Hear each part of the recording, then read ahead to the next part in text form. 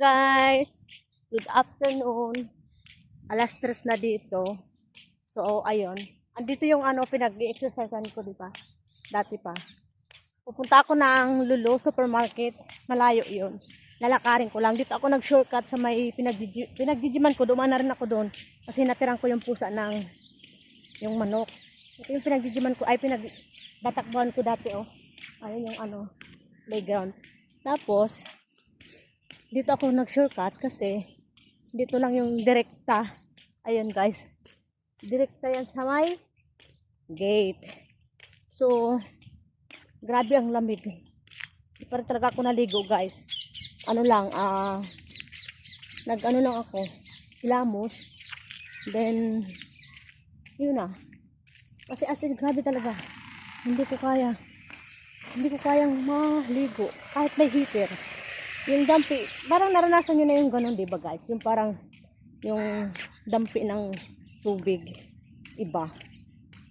Yung tipong, tawag nito, yung tipong, pag yung hangin, malamig ba sa balat.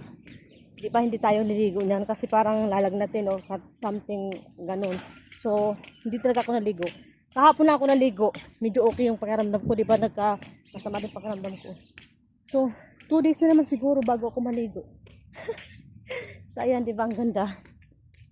Ayan na yung ating labasan na gate. Yung inaanohan ko, binibidyo ko na may mga ibon. Yun, doon yun. So, ayan guys.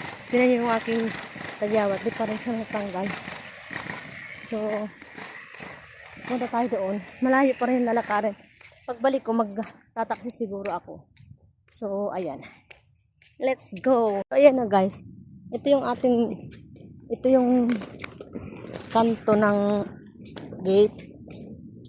Papasok doon sa amin at palabas dito sa gate. Ito yung ating binibidyo no na may mga ik. So, ayan. Ang daming mga hardinero. Yung parang imdad, no? So, ayan. Lakad tayo. Layo pa yun guys. Kaya saktong alas 3 ako lumabas kasi para tawag nito, para saktong alas 4 ako lumabas. So ayan na, i-off muna natin guys kasi maraming mga Pakistan. So nakalabas na tayo guys ng ng gate, hindi kalsada. Kasi andito na nga tayo sa kalsada. So ayun, ito yung papunta doon sa metro na nilalakad ko minsan. Ngayon maganda maglakad kasi ang hangin niya medyo mainit na medyo malamig. So ayan. Doon tayo galing guys. So samahan niyo akong maglakad. Tinext ko si Ate Ann. Sabi ko punta ako ng metro pero di siguro yung sasama. Di yung sasama kasi magluluto yun eh. Ako kailangan kong makapamalengke kasi magluluto ako ng ng pagkain ni sir. So ayan. Masilaw. Nagdala akong jacket, kala ko magkakaano ako eh. Akala ko malamig. Hindi man pala malamig, sakto lang. Naka-short nga ako kasi kanina naka-jacket, nakapants ako. Nagpalit ako ng shorts. So ayan. Grabe, hindi ako nakapagdala ng tissue guys. Sakit ng sa inos. Pag hindi ko maisinga yung aking sipon. Diba? Ang ganda ng panahon. Medyo masakit-sakit ng konti yung yung init. Pero dahil malamig, parang useless yung init niya. Talagang mix talaga yung weather. Malamig. Hindi malamig. Ano bang tawag doon? Hindi ko maipaliwanag. So, ayan. Walking distance tayo. So, see you guys. So, ayan na guys. Andito na tayo malapit na tayo sa metro. So, doon ang Lulu. Doon. Medyo malayo-layo pa. Tatawid tayo doon sa may metro. Tapos tatawid tayo doon. Ang daming tawid-tawid. Eh, pag dito kasi di ko alam kung saan ang tawiran diyan sa may banda dyan. So, hindi ko pa na-try yan. So, dito tayo sa may metro. Hindi tayo aabot na ng metro kasi medyo papasok pa tayo doon sa may ano. So, dito na tayo tatawid sa may malapit. Dito lang sa may malapit. Baka gusto ko maglakad sana pa uwi, guys. Pero, ano, parang natamad na akong maglakad pa uwi. Baka magsakay na lang ako ng taxi. 12 dirham lang yun. Mahal din oh. Mahigit 150. So, ayan na. Diba? Doon tayo pupunta sa Lulu. Layo no. Hindi ko alam kung may tawiran pa dito. May tawiran pa. Pero takot ako. Baka mamaya mahuli ako. Yari na. Pwede. Kasi may nakaano karatula, di ba? Di ba may karatula sa? Pwedeng tumawid. Pero ingat lang. So, ayan.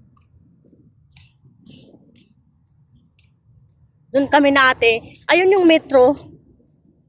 Doon. Ayun pala. Bali pala yung ano ko. So, sabi tayo, kuya. Takot ako. Ayun pala yung metro doon. Malayo pa. Doon kami bumibili ng ano doon.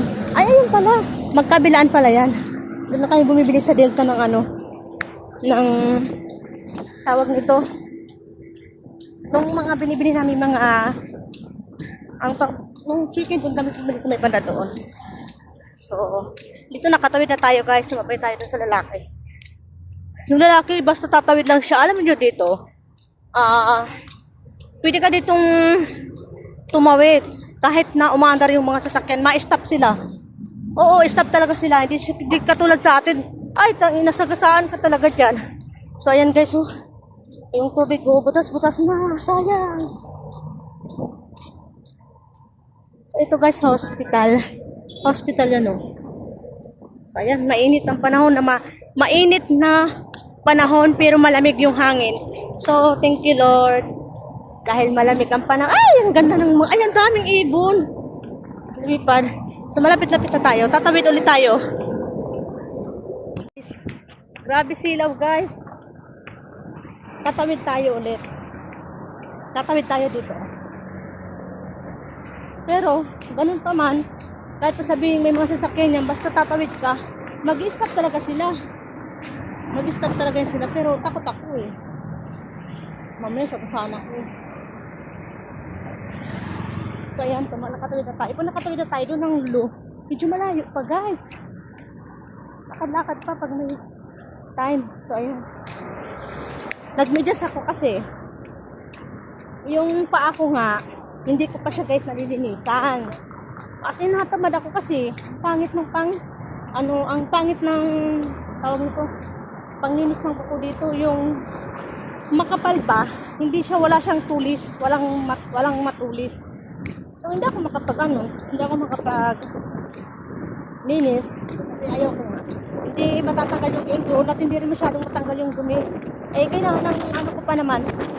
Kailangan pa naman yung paa ko ay pang matagalang ano talaga linis. As in 1 hour. Bago mo yan malinis. Sana kung tatagal mo ng ingrown, talagang 1 hour. So, ayan. Malapit na tayo sa Lulu guys. Ayan.